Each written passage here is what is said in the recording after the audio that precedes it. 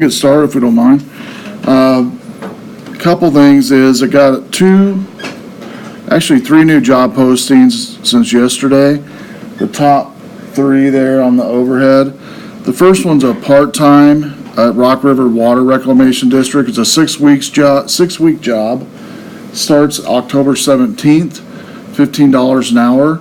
Need a basic troubleshooter for computers, so like installing printers, software, stuff like that. Somebody can handle people having problems and being upset and being able to help them, type of person as well. You don't need to know tons, like be an expert by all means, just be able to do basic computer stuff, computer troubleshooting. Anyway, the email is you send a resume to email in that post.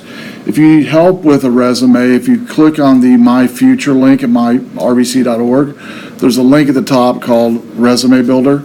It'll help you build a one-page resume. Graphic designer position, there's two of them.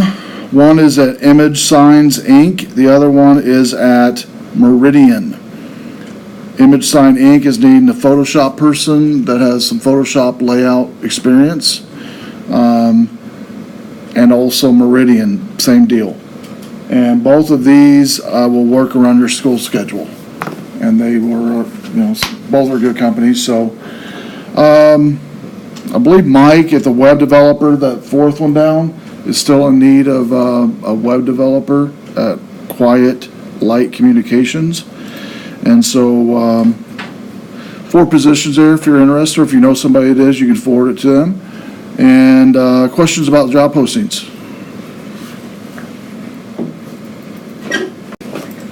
All right, this week we're going to be covering hardware. You saw the computers on the edge of the rows. We're going to be doing NIC installation after the discussion tonight. And let's go ahead and get into the chapter here.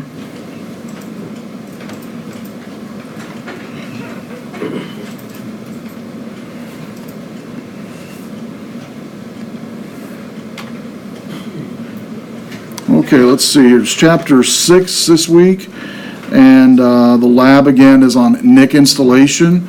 You'll be taking a NIC out and putting a NIC in, basically. Everybody in your row will be doing it. We've only got 4 here, so we'll kind of disperse it to where there's at least 3 to 4 per group, which we should be okay, I think. So we'll figure out who's going to go where in just a second. Objective, we're going to talk about NICs, hubs, routers, switches, explain VLANs a little bit, but we'll end on the NIC and NIC installation just because that's what our lab is for tonight. So NICs are basically a connectivity device that helps your network work. It's transmission, transmit and receive data constantly. It's on the physical layer of the OSI model. It issues constantly data signals.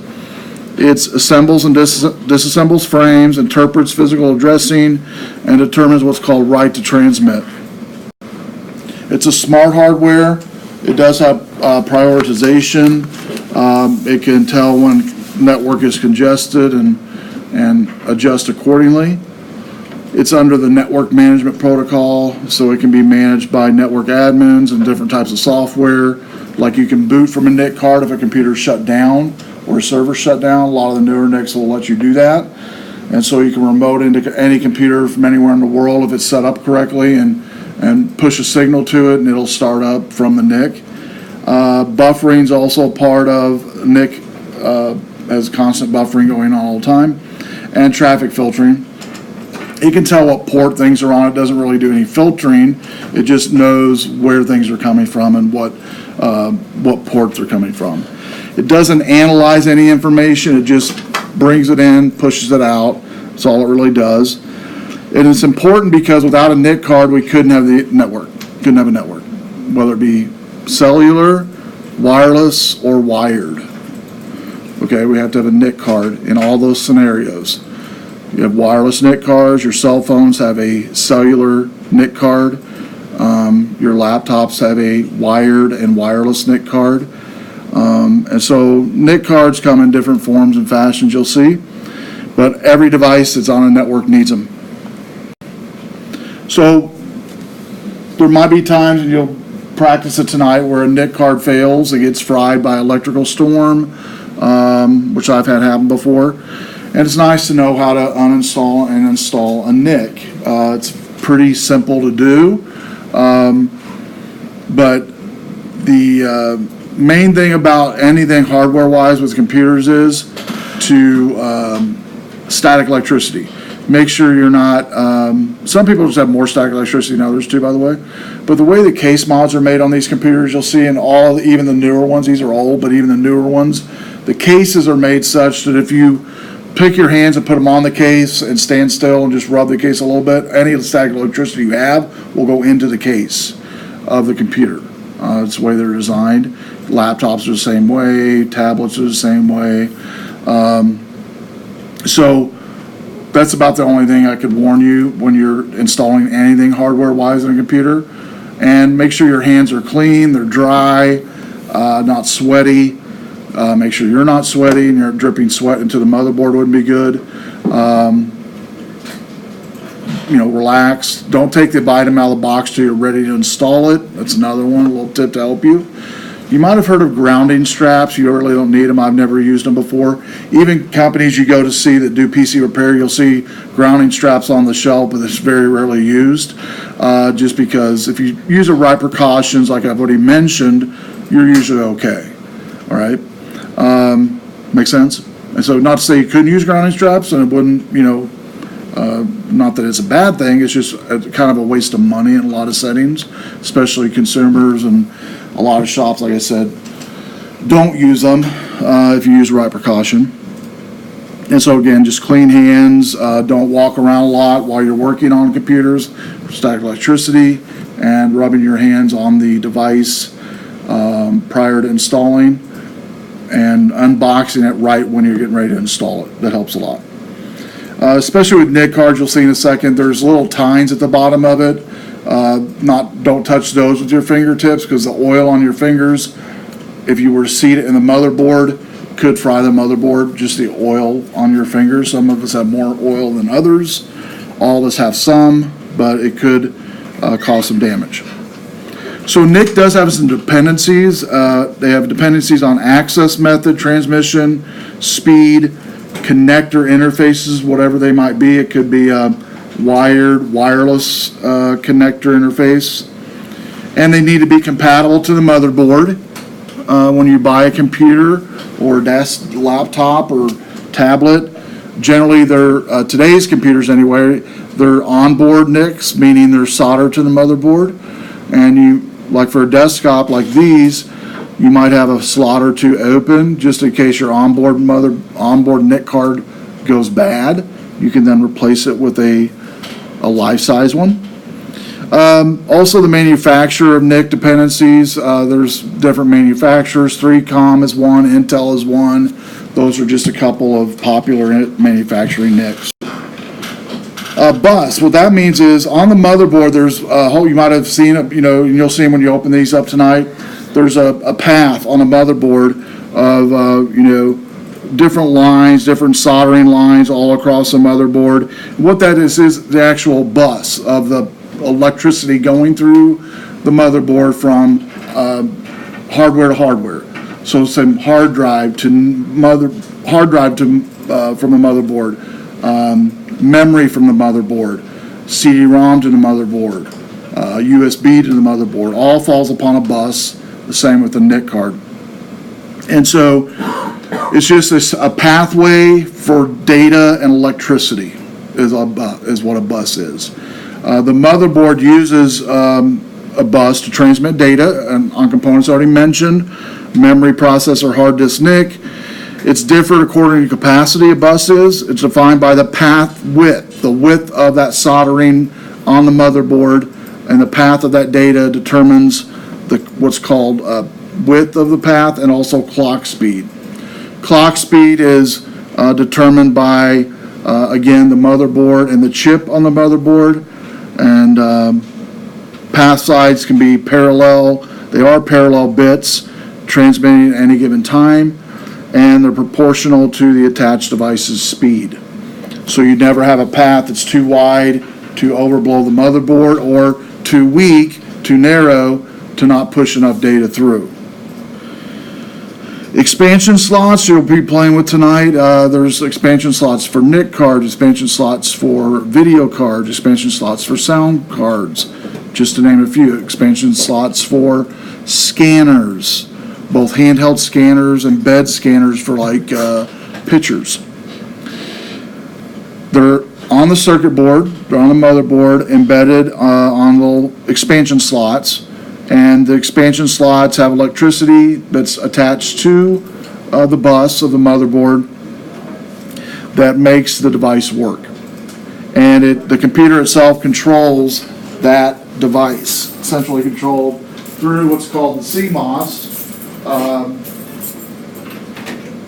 which is basically most of your computers can get to the CMOS through like and BIOS through like an F1 key or F2 key as the computer's booting up. And you can set such things as your time, as your order of boot on devices, just to name a few. There's definitely more you can do, but those are real common ones you can do. So different types of buses. You have what's called a PCI bus. This is the most popular for NICs. And it's a 32 or 64-bit bus, which makes sense for today because that's the two types of computers consumers have. Mainly 64-bit if you're buying a new one tonight. You're hard-pressed to buy a 32-bit anymore. They're just going by the wayside from manufacturing. Clock speeds, 33, 63, 66, 133 megahertz. Maximum data transfer rate on a PCI, 1 gigabit per second. Introduced by Intel in '92, and latest official release was 2004, version 3 for PCI bus, 2004. That's a screenshot of at the top of a common NIC, what it looks like on a PCI bus. And before that, there was actually what's called the ISA, which was the industry standard architecture. These guys were the original bus type. It fell upon an 8-bit computer and 16-bit computer that had a whopping 4.77 megahertz clock speed. Characteristics between the two is the PCI bus has a shorter connector length, meaning the tines here at the bottom of the NIC card are going to be longer on a 16 8-bit bus versus a shorter connector like you see today on a PCI. You'll also notice one of the things here, and you'll see this when you get into yours. I'll see if I can draw an arrow to it. Let's see here.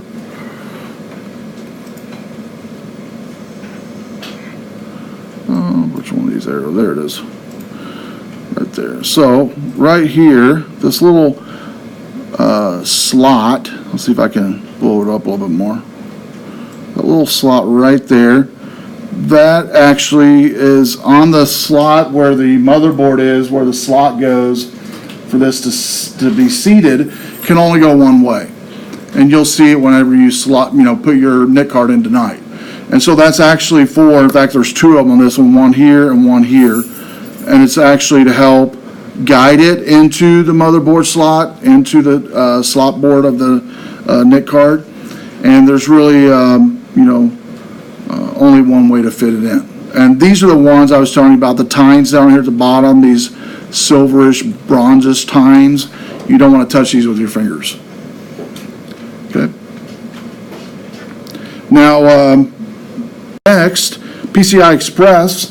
This was later on, 32-bit, 18 and 16 was not included in this one, but 32 and 64-bit, and maximum 133 megahertz transfer rate, 500 megabits per second, and a little smaller form factor. And you'll notice the path is much smaller here, fitting into the expansion slot than the prior two. PCI Express advantage over PCI, more efficient data transfer, quality of service, had error reporting a part of it. If it lost a data packet, it would call for another one. And current PCI software compatible. PCI expansion slot differ from conventional PCIs in that they vary by lanes that are supported by the NIC card. And the lanes offer full duplex, meaning both-way communication, up to 500 megabits per second, supporting up to 16 lanes. These go all the way up to 8 gigabits throughput per second. Here's a motherboard, generic motherboard, and some of the different slots. Over the years and generations, you generally won't buy one today that looks like this, but this is just a representation of, over time, where we came from. So from the left to the right is kind of our navigation of and evolution of expansion slots. And from left to right, you definitely deal with speed. The speed gets much faster, and much more data can be pushed through it as well. So from ICE on the left all the way to PCI Express times 16, get much more efficient and much faster as time goes on. The other slots I'll point out you might be aware of, might not be aware of. Here in the middle is the chip of the, like an Intel processor chip you might have heard of, or possibly. Over here would be your heat sink. Over here is, you've got these little guys right here that are embedded in a motherboard for like transistors, and the transistors keep motherboard from shorting out, because they can short out but not short out the motherboard and motherboard devices. And the way they're designed is, it's better to have these short out than to say short out one of the NICs or hard drive or CD-ROM or memory. And so it's a lot cheaper to get a motherboard a lot of times than the device I just mentioned. You might also have in here some memory slots that the motherboard might have available to upgrade. And so there's just a couple. Over here might be on older motherboards, they would actually have pins that you would go on or off. Down will be off, up will be on, and according to the devices you were connecting to it, you'd have to have those pins in a certain order. You don't really have to mess with those too much today. Most new motherboards, in fact all new motherboards, will not have pins you have to set for the most part and have to worry about.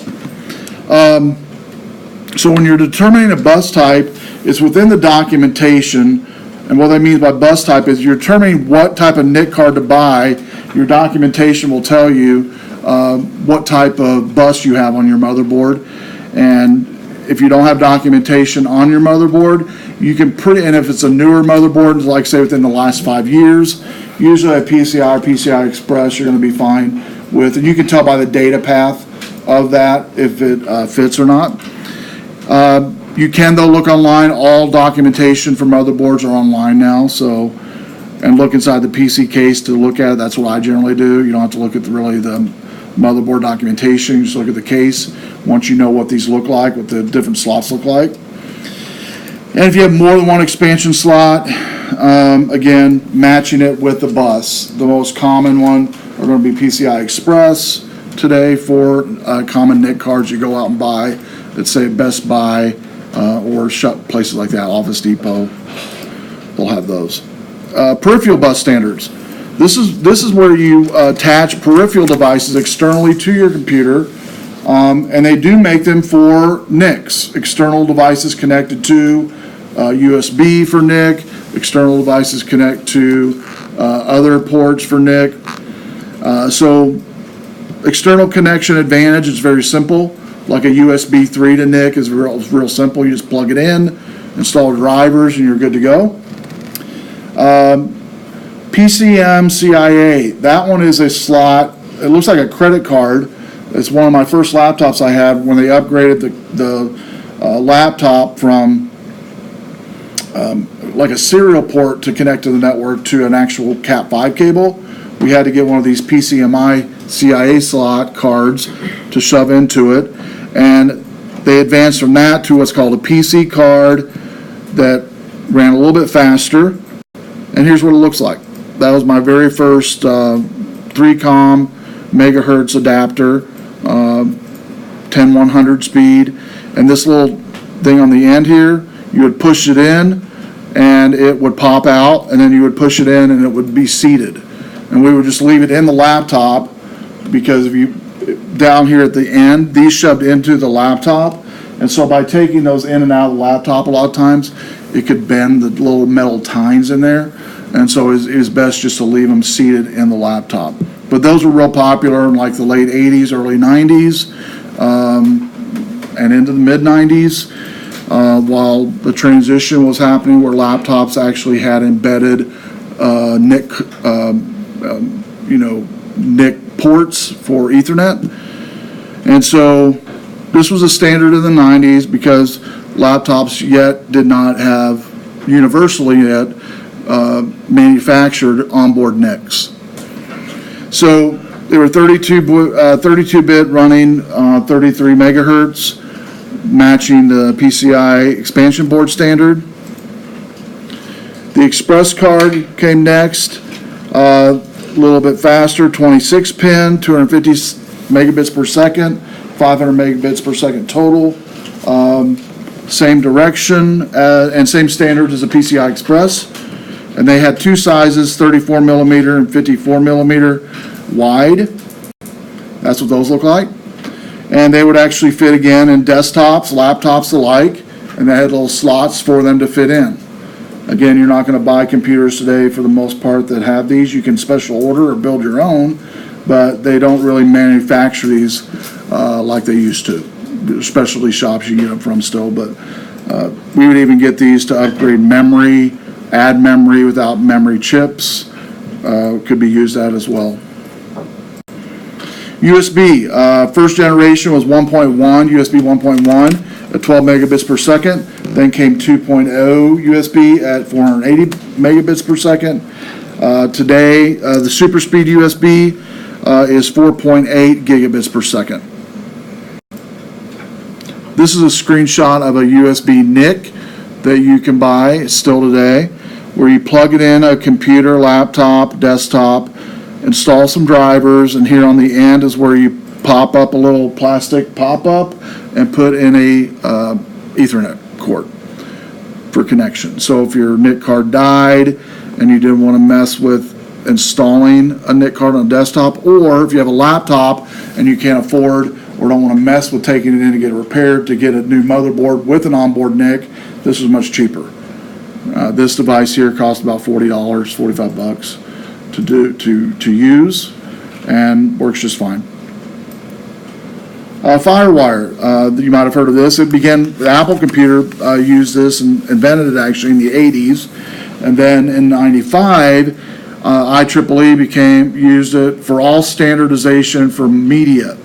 So if you were a photographer, a graphic designer, or anybody that pushed a lot of data from a device to a computer, you use FireWire. Because FireWire was a de facto way to do it, much faster than anything out at that time. It came out 400 megabits per second, which at that day and time in the mid-90s was very fast. Faster than anything. USB 2.0 was very slow, next 1.1 I think at that time.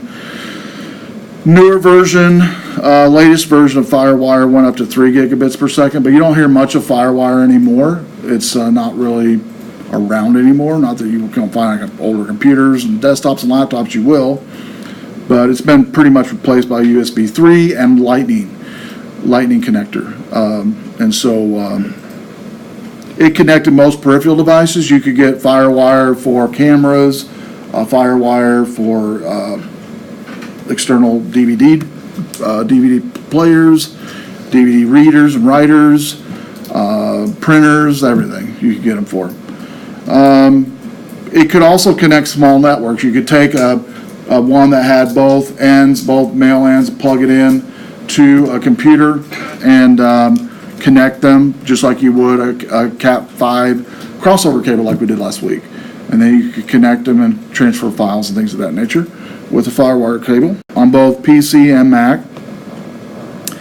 FireWire connected peripherals, again, were pretty simple. What was nice about FireWire when it first came out was this right here, the 6-pin. The 6-pin FireWire had electricity in it to where you didn't have to have an external power cord.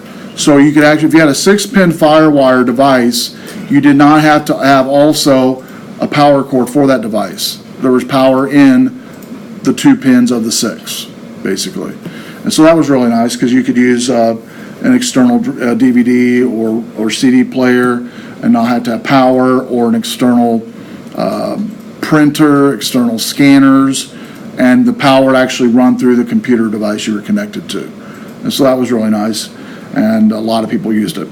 So the 2 pins supplied power and interconnected different types of devices. That's FireWire 4 and 6 pin. You'll notice the 6 pin here, much wider path because it had a couple more pins, but both very popular in its day. Then compact flash. You're probably familiar with compact flash. In what area do you think? What area you guys heard of this area? Probably cameras, right? Cameras, compact flash, probably right. But compact flash actually first started out being utilized in computers when they first came out. And it was designed by Compact Flash Association, ultra small, removable, input-output data, and memory. Latest version 4.0, 133 megabits per second, connecting devices to small PCMI slots, and some of them even have built-in wireless connections in the compact flashes. In fact, there's a company that has still out today, they have these, they're SD cards, but they started out with compact flash. But the SD cards, you can plug in any camera, and it has built into the SD card a wireless antenna, to where you can be in your house or in your business, and say you have a 35 millimeter or any camera at all, doesn't matter what it is, and you walk into the Wi-Fi of that business that you've set this thing up for, and it'll dump your pictures as you're walking into the business or into your home, and you don't have to worry about physically dumping them yourself. So a lot of newspapers use it, magazine, advertisement companies, just because it's so much easier to manage and to push photos. So that's what one looks like, a socket one there, popular one of its day as well. It would plug into the computer and compact flash NIC. This one actually was a NIC, is a NIC peripheral. So there's where the Ethernet plugged in right there, and the compact flash plugged into the laptop or desktop computer. Onboard NICs, late 90s, early 2000s, really in the 2000s, really this started coming up to where, and because it was cheaper to put an onboard NIC that you'll see in just a second what one looks like versus a large NIC card just for the material. You've heard of your mouse and keyboard, and you're probably familiar with plugging those in the back of a computer, the little slot.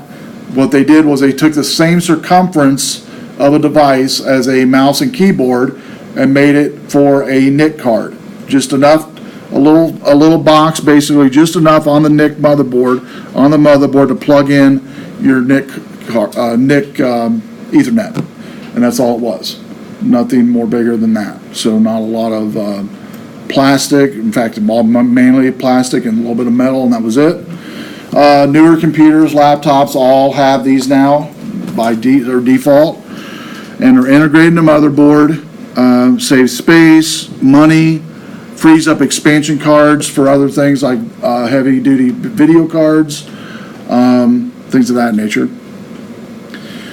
Next is wireless NICs. If you ever have to run or have certain, computers in your house that need to be in certain different levels or different buildings, you can run them with a wireless NIC card versus wire. And this works real well. Set up a lot of elementary schools this way, they have maybe like a little trailer they're teaching kids in. Instead of running wired to the trailer, just set up some wireless NICs on the computers. It works just fine.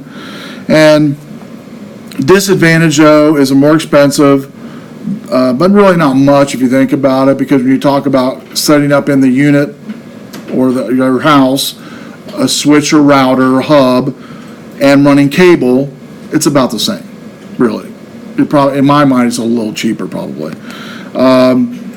Bandwidth and security limitations, though, it's not going to be as fast as wired, but for general searching, general web, it's fine. 3 general steps installing all NIC cards, wired and wireless. You need some type of hardware, whether it be a USB, whether it be a onboard, slot-driven NIC. Then you need the software. Software generally comes with the NIC card itself. I always tell students to, and we won't be installing the software on these tonight because they're already on there, but I always put the CD-ROM in the tray or the DVD in the tray, shut it before I shut it down, because when you put the NIC in, one of the first things it's going to do, Windows is search for drivers. If it can't find it on the operating system, it's going to search for it in the DVD. Does that make sense? And so it's easier just to put in the DVD-ROM or CD-ROM. That way it's ready to go. Also, firmware, never had to deal with firmware on NIC cards, so it's in the book, but I've never had to flash firmware or update firmware on NIC cards, so yeah, you never would have to do that.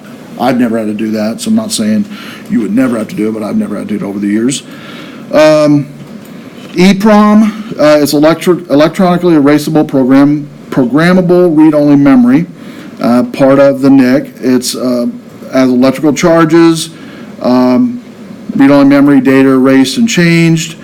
What happens is when you're updating your NIC, if you were to update a NIC firmware, it's going to overwrite that data. That's why I'm leery of ever doing that, because I've seen people that have done it.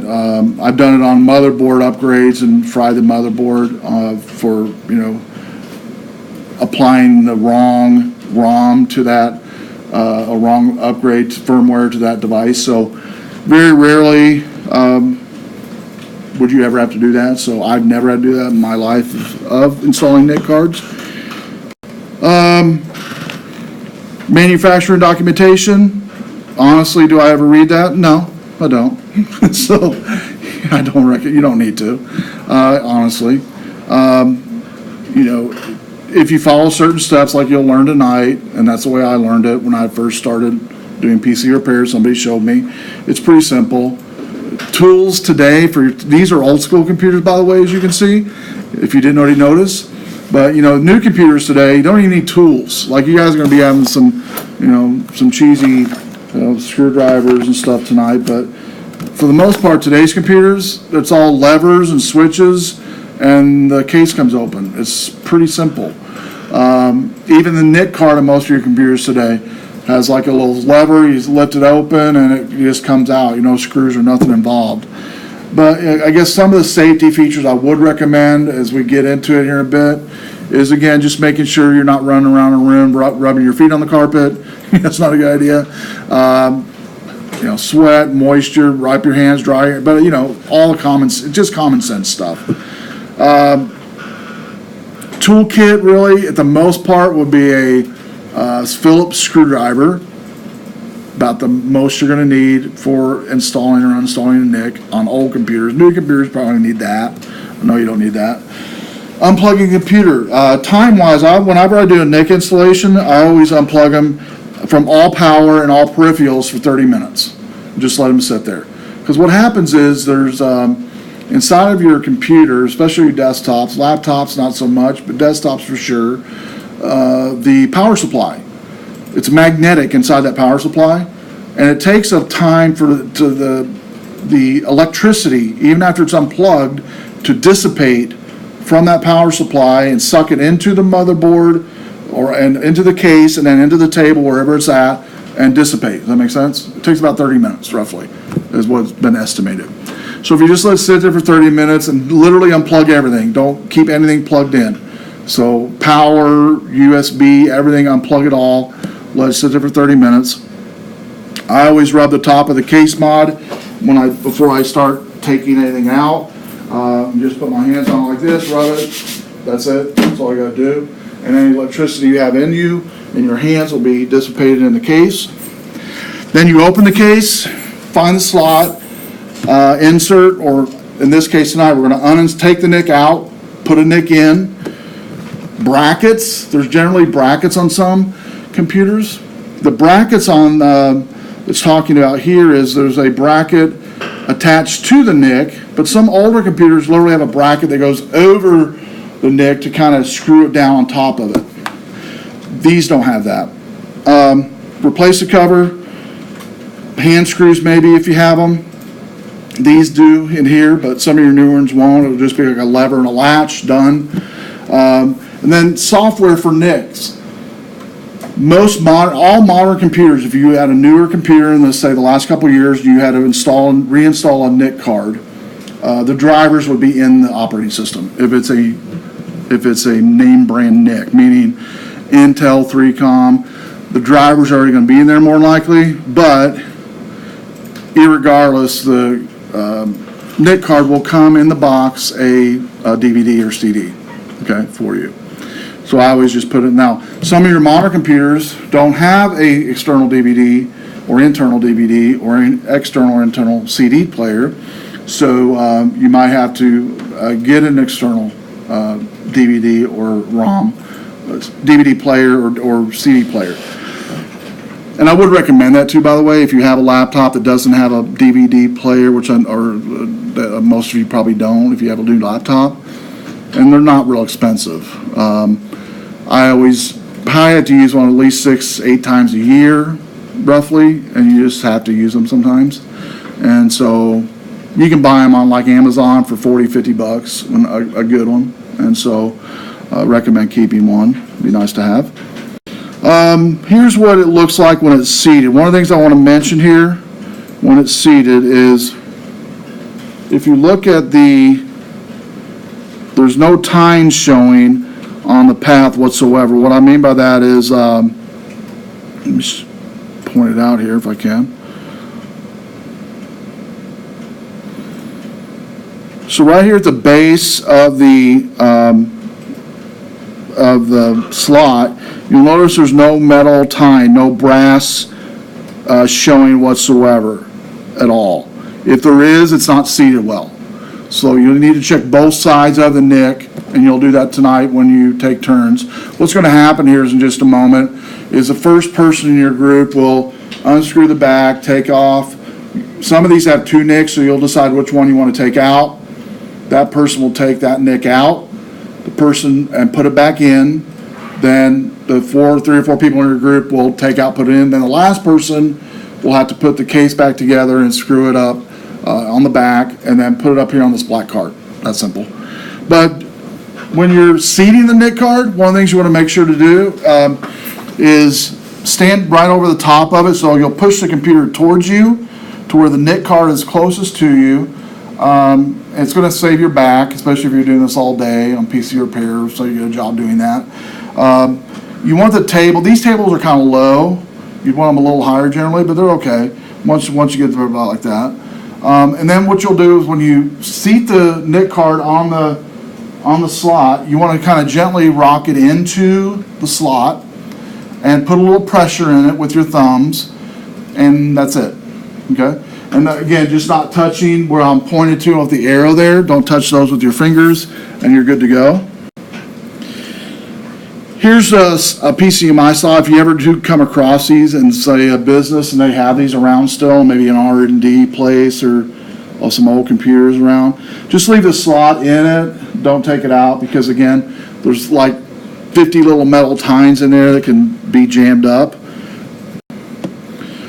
I already talked about modern operating systems don't require you to restart for when you plug or unplug any type of external adapter in.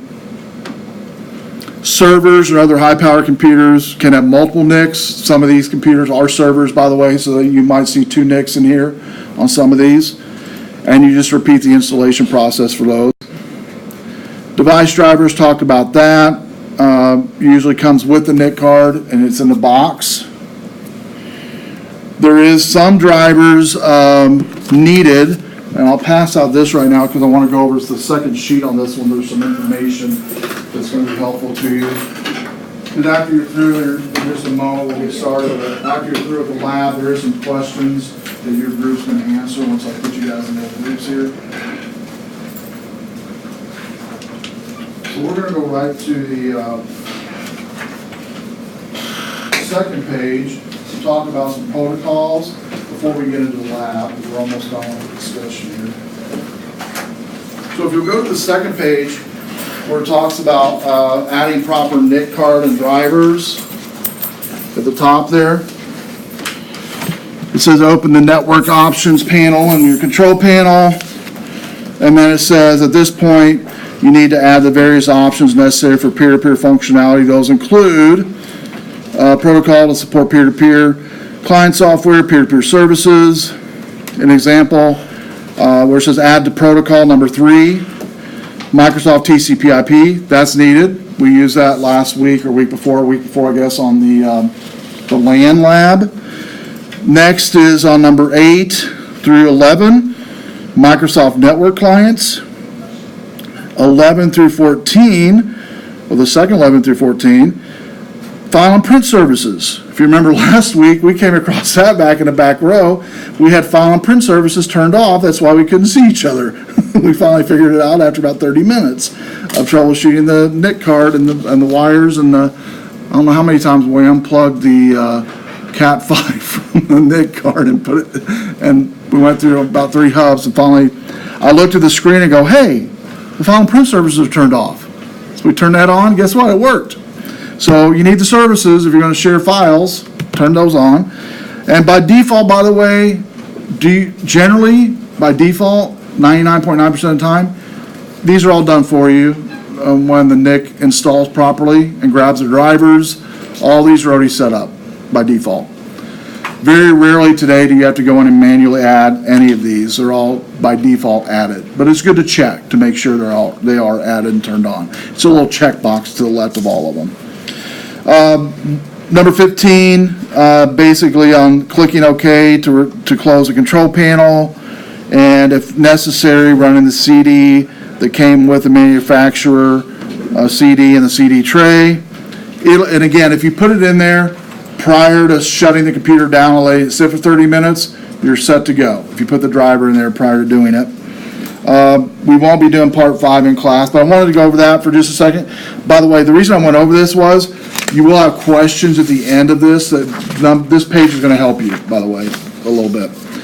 Okay, let's go on the overhead a little bit more, a couple more slides on summary.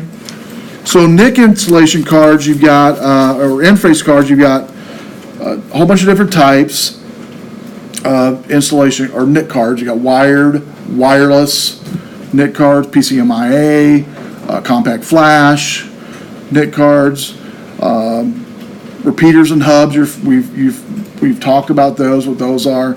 Also bridges and switches. Switches we have here in the back of the room that connect to all the computers in here. Switches allow you to connect rules and virtual LANs, and router characteristics and functions and protocols, gateways and other multifunction protocols. And basically, NIC installation is something that's you need to know. You might not use it a lot, but you need to know that way if you ever have to, you can do it. So the first page looks like this on the overhead. And let's go ahead and make groups before we go any further. And I'm going to walk you through real quick on paper how to do it, and I'll let you do it. So we got 4 computers. We need to split it up into 4 groups. 7, 8, 10, 12. We have 12, so 4 groups of 3, right? And so let's see here. I'm going to move you over here on this row, if you don't mind. Back row, you're good. And I'm going to move you over into these guys over here. Okay? And then you, I'm going to move, stay up here. You stay up here, and you 2 move up here. You 2 move up here with you. And then back 3, you're good. And I'll have you move up here right on this shoulder. Okay? So we're going to come on up. I'll have you 2 right here. You're going to go over here. All right? I got it.